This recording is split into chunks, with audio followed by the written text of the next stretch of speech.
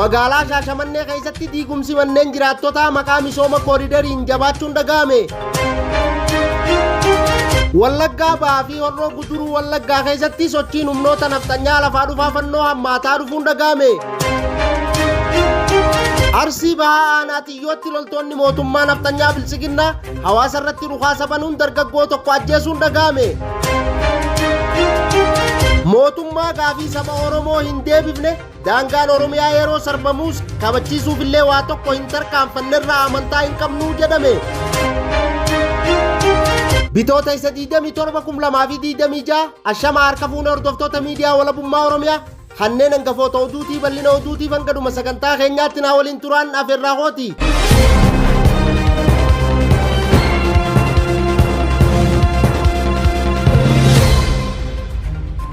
Magaalaa Shaashamannee keessatti diigumsi manneen jiraattotaa maqaa misooma kooriidariin jabaachuun dhaga'ame. Bal'ina oduutiif jaaltuniyaan waan qinxeeffatte qabdi.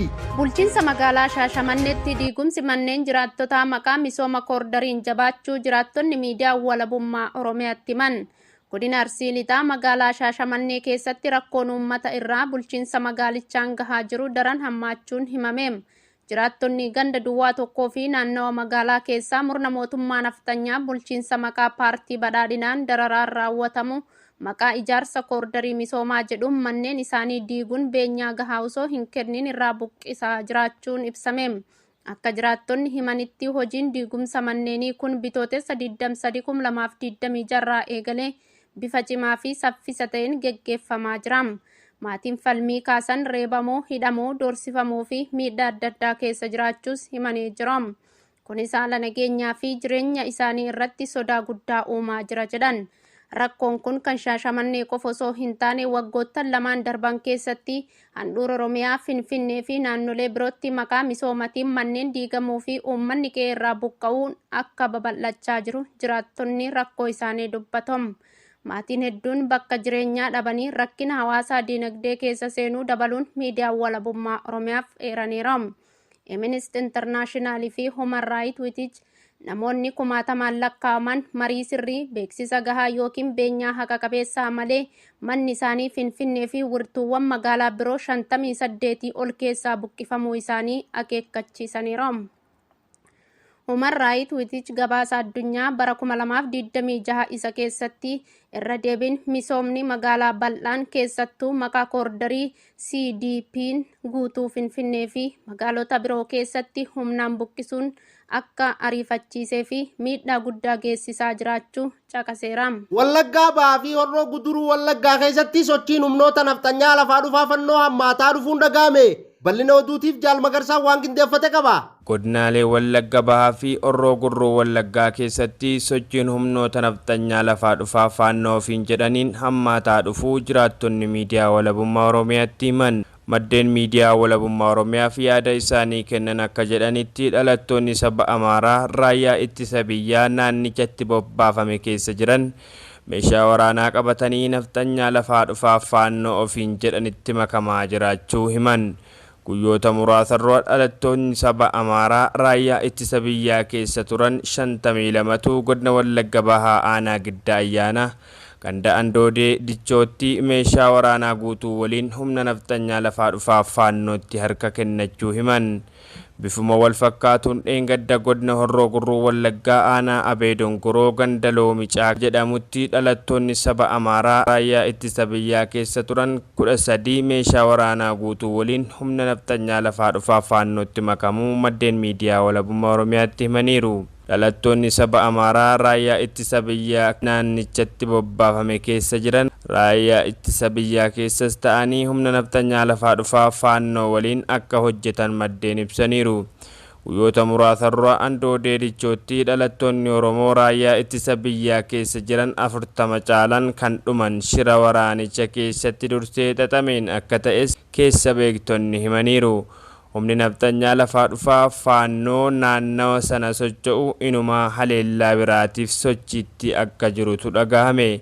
humni nafxanyaa lafaa dhufaa faannoo godinaalee Wallaggaa keessa socho'u Iddii Bidaamoo jedhamee uffaama. Kutaalee waraanaa ja'a of jala akka qabus jiraattonni miidiyaa walabummaa Oromiyaatiif addeessaniiru. Mootummaan humna kana irratti tarkaanfii jabaa fudhachuu dhabuu isaatiin komatamaati jira. Inuma humni kun akka badu hin barbaadu jedhames dubbatama jedhan. Tibba darbee opereeshiniin humna kana irratti jalqabame guyyaa sadaffaa isaatti ajaja gubbaadhaa dhufe jedhamuun dhaabsifamee jedhan. Humni kun yeroo uummata haleeluu milishootaa fi poolisoota naannawaa akkasumas miseensota humna farra riphee lolaa Oromiyaa muraasa aantummaa uummataa qaban naannicha jirantu hanga humna isaanii uummatarraa ittisuuf socho'u jedhame. Humni nafxanyaa lafaa dhufaa faannoo naannawa sana jiru immoo garmalee guddaa akka ta'etu dhagahamee jira. Arsii bahaa aanaa xiyyootti loltoonni mootummaa nafxanyaa bilisiginnaa hawaasa irratti dhukaasa banuun dargaggoo tokko ajjeesuun dhagahame. Bal'ina oduutiif jaalduniyaa waan qindeeffatte qabdi. Arsii bahaa aanaa xiyyootti loltoonni gara jabeeyyiin mootummaa nafxanyaa bilisiginnaa hawaasa irratti dhukaasa banuun dargaggoo tokko irratti ajjeechaa raawwachuu jiraattonni miidiyaa walabummaa Oromiyaatti himan. Godina Arsii bahaa aanaa xiyyoo ganda Karrayyuu Arzuunaa keessatti waraanni maafiyaa mootummaa nafxanyaa bilisiginnaa hawaasa irratti dhukaasa banuun dargaggoo tokko irratti ajjeechaa raawwachuu himame. Loltoonni mootummaa nafxanyaa PP bitootessa 24,2026 naannoo sa'aatii 10 hawaasa gandichaa irratti dhukaasa banuun dargaggoo Muhammad Amin Sheekh Hussein jedhamu rasaasan dhahanii haala suukanneessaa ta'een ajjeesuu jiraattonni miidiyaa walabummaa Oromiyaatti himaniiru.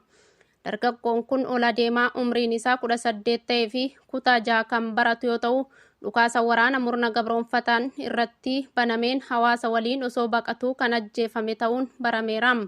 Gareen nafxanyaa bilisiginnaa tiksitoota isaa bobbaasuun ola deemtota Kichuu Abdii fi Egeree Oromiyaa ta'an karatti kutee mogolee uummata Oromoo buusuu fi gita bittaa jalatti hacuucee bulchuuf duula duguuggaa sanyii qindaawaa karoorfatee hawaasa nagaa addatti dargaggoota akka baalatti harcaasaa jira.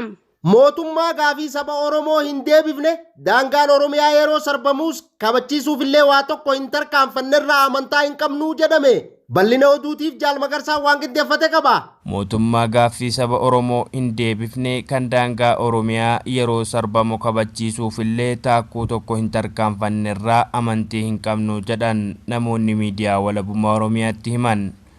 Namoonni kutaalee Oromiyaa garaagaraa irraa yaada isaanii miidiyaa walabummaa Oromiyaaf kennan qabsoo Oromoo keessatti gaafii mirga saba Oromoo tokko lamaan tarreeffamee kaayamuu himan.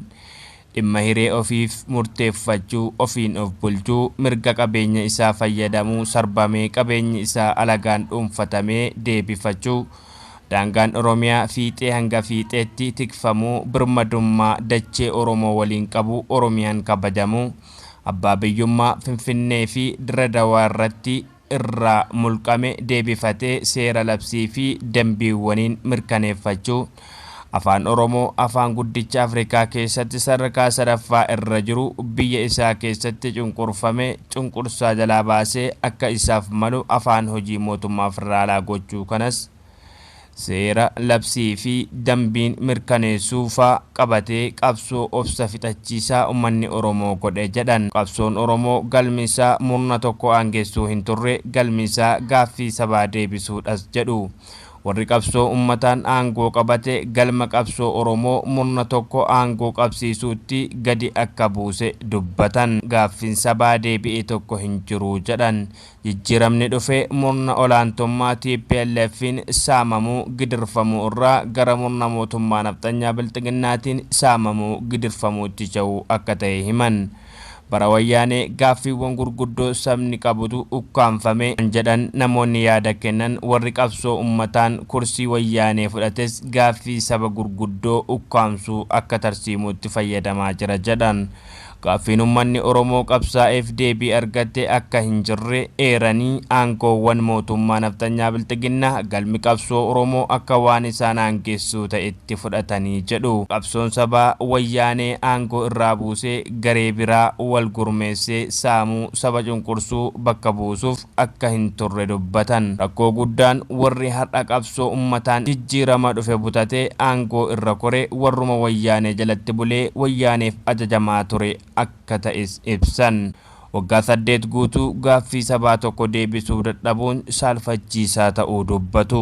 Jarri kun gaaffii sabaa deebisuun haa hafu, qe'een Oromoo humnoota naannolee ollaatiin gaaf sarbamee uummanni girraa arguu qaqqabuufillee hin dandeenye jedhu. Wanni kun magaalaa gurguddaa keessa jireenya qananiin jiraata uummata dagachuu kan dubbatan namoonni yaada kennan hiree seenaa keessatti argatan itti fayyadamuu dadhabuu isaanii ibsan. Aangoo irra umrii guutuu akka hin jiraatamne eeraniin boru gaaf aangoo irraa bu'an uummata Oromoof gaaffii kam deebifne jedhanii himatu jechuunis gaafatu. Eegaa hordoftoota miidiyaa walabummaa Oromiyaa oduu namaaf qabnu kanumaa oduu birootiin hanga walitti deebinuu nagaan nuuf tura. Horaa bulaa deebana.